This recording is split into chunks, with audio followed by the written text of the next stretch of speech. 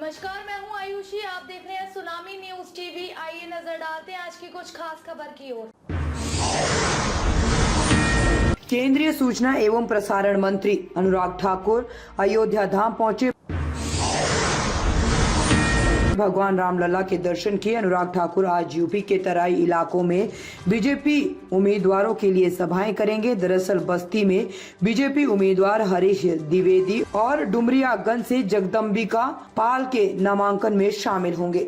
वो चूंकि ट्रस्ट में उनको दलित हैं और पिछड़ी इसलिए उनको नहीं बुलाया गया था, वो लेकिन ट्रस्ट ने खंडन कर दिया कि राहुल गांधी झूठ बोलते हैं और ऐसी चीजें जो भ्रामक चीजें होती हैं वो बांटने का काम करते हैं।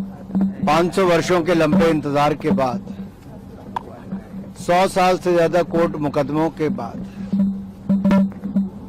राम जन्मभूमि में रामलला की भव्य राम मंदिर का निर्माण हुआ है। प्राण प्रतिष्ठा समारोह में देश और दुनिया भर के लोग आए और उसके बाद भी लाखों लोगों का आना जाना रहा। आज मेरा भी सौभाग्य है प्रभु राम के चरणों में शीश झुकाकर उनका आशीर्वाद भी मिला है। तो वहीं पर मैं उन लोगों से भी निवेदन करना चाहता हूं जो राजनीति कर रहे हैं और ओछी राजनीति कर रहे हैं।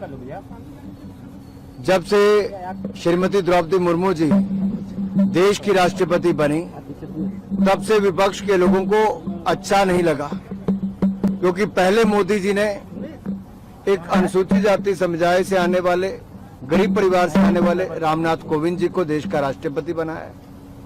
फिर उसके बाद श्रीमती द्रौपदी मुर्मू जी ट्राइबल क्षेत्र से आने वाली अनुसूचित जनजाति वर्ग की महिला, अपनी काबिलियत के आधार पे वो भी यहाँ पे पहुंची।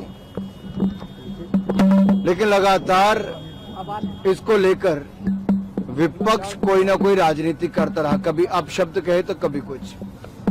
जब से चुनाव शुरू हुए तब से भय और भ्रम फैलाने का काम उन्होंने किया है और इस पे स्पष्ट तौर पे पता चलता है कि जब न्यास के अधिकारियों ने बोल दिया कि इनविटेशन निमंत्रण गया था पूर्व राष्ट्रपति जी को भी और वर्तमान राष्ट्रपति जी को भी, तो दूध का दूध पानी का पानी होता है, विपक्ष का चेहरा बेनकाब होता है।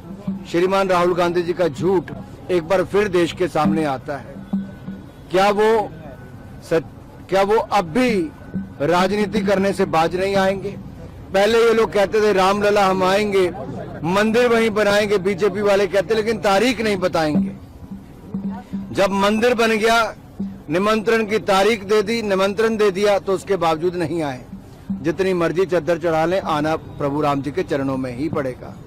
अमेठी में पहले रॉबर्ट वाड्रा का पोस्टर लगता है, उसके बाद कहता है कि राहुल गांधी लड़ेंगे। अब तक इतना नहीं हो पाया कि अमेठी में कौन लड़ेगा। क्या कंफ्यूज्ड और करप्ट पार्टी, उसकी यही हालत होती है।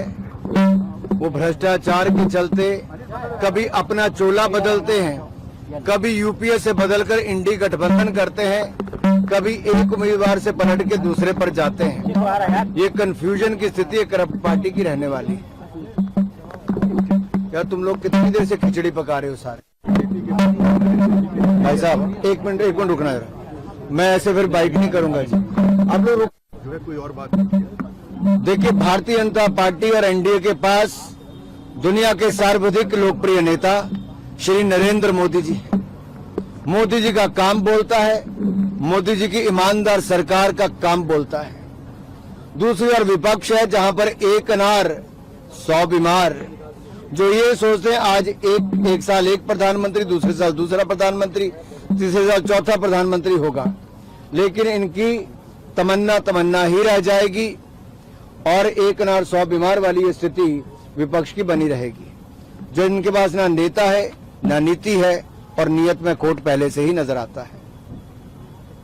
एक और है पूर्व प्रधानमंत्री एच डी देवेगौड़ा के, उनके पोते का बड़ा चर्चित मामला निकल के आया है और चर्चा ये हो रही कि बीजेपी ने चिट्ठी दे दी लेकिन कार्रवाई नहीं की और कांग्रेस कह रही है कि भाई वो तो कार्रवाई उनको करनी चाहिए थी, और ये कह रहे हैं बीजेपी कह रही है कि भाई हमने तो चिट्ठी दी थी, आपको कार्रवाई करनी चाहिए थी। देखिए, कल भी मैं एक तो देश के सामने इस बात को स्पष्ट करूं कि कानून व्यवस्था राज्य की सरकार का विषय है, और अगर इतने समय से प्रदेश में इस विषय की जानकारी थी तो प्रदेश की कांग्रेस की सरकार हाथ पे हाथ धर के क्यों बैठी थी? क्या मजबूरियां थी कि कांग्रेस ने कदम नहीं उठाए? कांग्रेस की सरकार एक बार फिर निकम्मी और निठल्ली नजर क्यों आई? क्यों सबूत होने के बावजूद अगर उनको लगता है तो कदम क्यों नहीं उठाए गए? कैसे उनको विदेश जाने दिया? ये अपने आप में सवाल खड़ा करता है कि आखिरकार कांग्रेस की कौन सी मजबूरी थी कि कदम नहीं उठाए गए। हमने पहले दिन से कहा नारी की अस्मिता हमारे लिए बहुत जरूरी है। हमने नारी शक्ति बंधन बिल भी लाए, उनके लिए 33% आरक्षण भी लेकर आए। देश भर में हमने 4 करोड़ पक्के मकान, 12 करोड़ शौचालय, 13 करोड़ घरों को नल से जल, 10 करोड़ बहनों को रसोई गैस का सिलेंडर उज्ज्वला योजना में, तो वहीं पर मुफ्त में अनाज देने का काम किया। 2 लाख रुपए पर 7.5% ब्याज देने से लेकर अनेकों योजनाएं हमने नारी शक्ति के लिए ले आए। सुकन्या समृद्धि योजना से लेकर बाकी मातृशक्ति वंदना योजना, ये सब मोदी सरकार की मातृशक्ति के लिए, महिलाओं के लिए योजनाएं हैं। और हम पहले दिन से कहते हैं महिलाओं के प्रति अगर कोई भी अत्याचार करता है, दुराचार करता है, उसके खिलाफ कड़ी से कड़ी कार्रवाई करो, चाहे किसी भी परिवार का हो, किसी भी राजनीतिक दल का हो, उसको बख्शना नहीं चाहिए। और कांग्रेस की सरकार इसमें फेल हुई कि राज्य में सरकार होने के बावजूद, मैं पूछना चाहता हूं राहुल जी से और खड़गे जी से, जो कांग्रेस के अध्यक्ष हैं और कर्नाटक के राज्य से ही आते हैं, वहां उनकी अपनी कांग्रेस की सरकार है, क्यों नहीं कदम उठाया गया गिरफ्तारी करने के लिए? सर, एक सवाल है कि राहुल गांधी जो है वो रामलला के दर्शन करने आने वाले हैं, इस तरह की सूचनाएं आ रही हैं। देखिए, मैं यही कहूंगा, जो लोग राम जी के अस्तित्व पर प्रश्न चिन्ह उठाते रहे,